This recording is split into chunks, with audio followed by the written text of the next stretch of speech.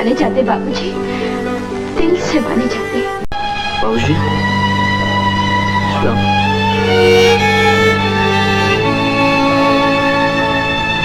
Please get inside, please sir. मैं इंतजार करूंगी। Please sir. बीबी जी, आप ये आंदी तो बाबूजी आपको चिट्ठी लिख दी। चिट्ठी? उषा, मैंने तुम्हें अभी तक अपना असली नाम ही नहीं बताया। इसकी वजह बस उसके बाद आप आ जाएंगे बीबी जी।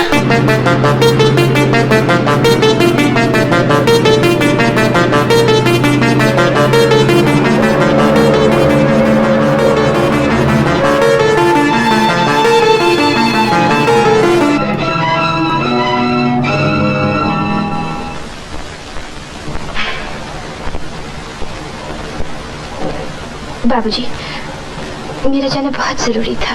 मेरे मना करने पर भी तुम सलमा से मिलने गई थी? जी, मैं सलमा से मिलने नहीं गई। फिर किससे? सरजू से। सरजू? कौन सरजू? उनसे मेरी मुलाकात दिल्ली में हुई थी। गुलमर्ग में भी वो थे और वही हकीम बनकर यहाँ भी आए थे। तो तुम उस आवारा बहरूपे से मिलने गई थी? वो रूप तो उन्होंने मजाक में भरा था बाबूजी, वरना वो बहुत शरीफ आदमी है। यही उसकी शराफत है कि उसने तुम्हें बाप की इजाजत के बगैर बालकोनी से कूदा सिखाया। वो मेरी मजबूरी थी बाबूजी। मैं सुबह आपको सब कुछ बता देना चाहती थी, मगर आपने दरवाजा ही नहीं खोला। मैं क्या करती? वहाँ उनका जहाज जा रहा था। मैं उनसे यही कहने के लिए गई थी कि उनका आपसे मिलना बहुत जरूरी है। उसने क्या कहा? वो क्यों नहीं आया? उन्हें एक बहुत जरूरी काम के लिए दिल्ली जाना था, मगर वो इतवार को आपसे मिलने आ रहे हैं। अगर वो न आया तो? वो जरूर आएंगे बाबूजी। उसका कुछ पता ठिकाना मालूम है? कौन है, क्या करता है, किसका बेटा है? मैं नहीं जानती। नहीं जानती? ये सवाल मैंने कभी पूछे ही नहीं। क्या? बाबूजी, ये सब कुछ जानने की जरूरत ही महसूस नहीं हुई। उन्हें ही जान लेना काफी था। सिर्फ इतना ही जान लेना काफी था कि उसका नाम सरजू है, बस? सरजू भी उनका असली नाम नहीं है। क्या? फिर असली नाम क्या है? मैं नहीं जानती। तुम्हें कैसे पता चला कि असली नाम नहीं है? सुबह मेरे पहुंचने से पहले वो मेरे नाम की चिट्ठी लिख रहे थे। मैं वहां पहुंची तो जहाज जा रहा था।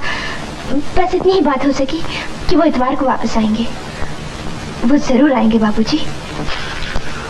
उषा, अब तुम बच्ची नहीं हो। मैंने तुम्हें इतना पढ़ाया लिखाया है कि तुम दुनिया में अच्छा बुरा पहचान सको। मैंने तुम पर हमेशा भरोसा किया, विश्वास किया, मगर ये नहीं जानता था कि एक दिन तुम मेरे इस भरोसे को यूं मिट्टी में मिला दोगे। बाबूजी, आप सिर्फ जुबान से कहते हैं कि आपने मुझ पे भरोसा और विश्वास रखा, मगर दिल से आपने मुझ पे कभी विश्वास नहीं रखा। ये बात आज मैं अच्छी तरह जान गई हूँ। उषा! हाँ बाबूजी, अगर आपको मुझ पे भरोसा होता तो आज भी मुझ पे विश्वास रखते। इस बात का इंतजार तो करते कि मैं किसी को आपके चरणों में लाके खड़ा कर देती और कहती कि बाबूजी, मैं इनसे प्यार करती हूँ, आप इन्हें परख लीजिए। मगर उषा! मैं पूछती हूँ, क्या यही आपका विश्वास है कि जिसे मैं अपना देवता मानती हूँ, आप उन्हें एक आवारा और बहरूपिया कहें? ये कहने के पहले आपने उनके बारे में कुछ जाना भी नहीं। और तुम्हें उसके बारे में क्या जाना है? सिर्फ एक नाम, और वो भी असली नहीं। जो आदमी इतने दिनों में तुम्हें अपना सही नाम न बता सका, उसके बारे में इसके सिवा क्या राय हो सकती है कि वो कोई धोखेबाज था, एक खेल कर गया है तुमसे। और तुम उसे देवता कहती हो? किस दलील से?